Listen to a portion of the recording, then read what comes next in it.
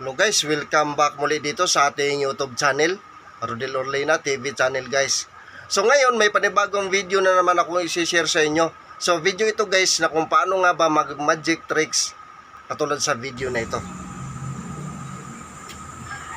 So yun ang gawa natin ng content ngayon guys, kung paano ko yun gawin. So kung ikaw mahilig sa TikTok o Reels, so para sa iyo ang video na ito. Kaya panoorin mo lang itong video nito hanggang dulo, na sa ganun makakuha ka ng idea kung paano ko ito gawin. So kung baguhan ka man lang din dito sa aking YouTube channel, huwag kalimutan na mag-subscribe at i-click yung notification bell, na sa ganun magiging updated pa kayo sa mga susunod ko pa na upload na video na katulad nito. So yun na guys, din natin to patagalin pa. Proceed na tayo pagkatapos na aking intro.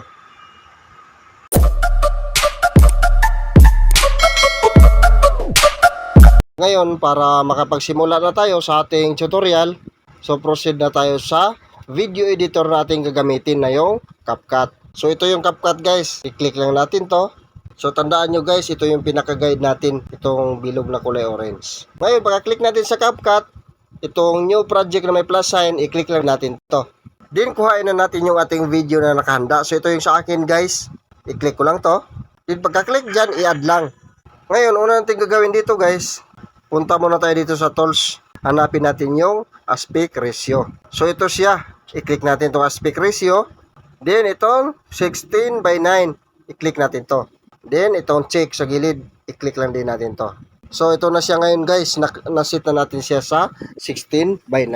So sunod natin gagawin dito. Kung gusto niyo yung lagyan ng background dyan, so nasa inyo na lang. So para makalagay tayo ng background guys, balik ulit tayo dito sa tools. Hanapin natin yung background. So itong background, i-click natin yung background. Then itong color, i-click natin itong color. Pipili na tayo dito ng gusto nating ilagay ng background dyan guys sa ating video. So halimbawa itong kulay green, kung gusto nyo, click lang yung kulay green.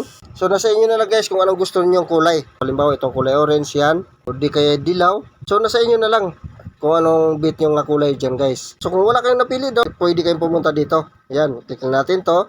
Din dito ngayon guys, pwede tayong maka-adjust ng gusto nating kulay. Yan o. Ito lang yung galawin yung bilog nga kulay puti para ma-adjust yung gusto nyong kulay guys. So sa akin guys, ito lang pipiliin ko yan. Pag okay na siya, i-click ko lang itong check sa gilid. Yan. So ngayon, sunod natin gagawin dito, i-play natin siya guys. I-click natin itong button para ma-timing natin yung ating video na ating i-edit ngayon. So i-click button. So dyan sa paglagay niya guys, yan. I-press natin siya. So pagmasdan nyo lang mabuti guys yung mga gagawin ko dito at pag-aralan nyo kasi napakadali lang itong, simple lang itong gawin guys. So dyan sa pagbuhos guys, yan. So gagawin natin dyan ngayon, i-click natin to. Yan, katulad nito. Then punta tayo dito sa split, i-click natin itong split. Then sunod natin gawin ngayon guys, hanapin natin yung overlay. So itong overlay yan, i-click natin overlay. Ngayon, sunod natin gagawin, itong na-overlay natin guys, ito siya. Move natin to siya guys papunta dito sa unahan. Katulad dito, i-hold mo lang siya, then move lang siya papunta dito. Kung saan siya banda nag-press guys. So dyan sa pag-press niya, yan, i-adjust pa natin siya ng konti. Kailangan i-timing natin siyang maigi guys para magandang kagawa natin. Move natin siya papunta dito. Dyan mismo sa nag-press siya sa cellphone yan. Then, i-check natin guys. Yan. So ngayon, sunod natin gagawin, i-click natin to siya guys. Itong pangalawa na overlay natin na video. I-click natin to. Di pagka-click natin dyan, punta tayo dito sa tools. Hanapin natin yung mask. So itong mask guys, yan. Click natin itong mask. Then itong horizontal. I-click natin to. Then ngayon, gagawin natin dito guys, itong kulay dilaw na line guys. I-twist lang natin siya to the right. Katulad nito guys. Okay. Yan. Ngayon, pagka-twist natin to the right guys, ito siyang line ito. Hilain din natin siya pababa katulad nito guys. Yan. Then itapat natin doon mismo sa may cellphone. Diyan na part. Then i-adjust pa natin siya ng konti guys, katulad nito. Yan. Diyan mismo sa may ilalim ng cellphone natin siya itapat. So katulad nito, yan. So okay na siya.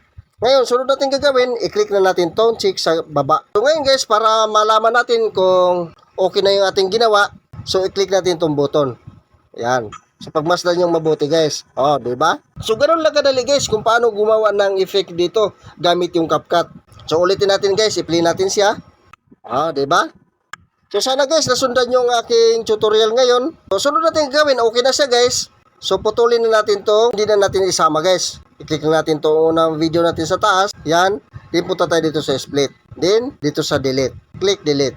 Then dito sa baba guys, i-adjust lang natin siya. Tapat lang natin siya sa video na natin dyan sa taas. So kung okay na siya dyan guys, natin tong arrow sa taas. Then hintayin lang natin siya na mag 100% guys. So sana guys, nasundan nyo ang video na ito kasi napakadali at simple lang talagang gawin ito guys. Kung mahilig kayo sa TikTok o mga Reels, so pwede niyo itong gayahin. Sino guys, 100% na siya. So i-click lang natin tong done sa taas. Ngayon, subukan natin siya i-play guys. Tingnan natin yung ating ginawa. So i-click natin tong button. Diyan, sa paglagay ng cellphone. Press natin. So yun ang effect niya guys. Yan. So ganoon lang kadali guys sa paggawa nito. Sana nasundan yung aking tutorial ngayon at may natutunan kayo. Nang sa ganoon, alam niyo na itong gawin guys kung kayo na ang gagawa nito. So abang-abangan niyo lang ulit yung mga susunod ko pa na upload na video. Maraming salamat.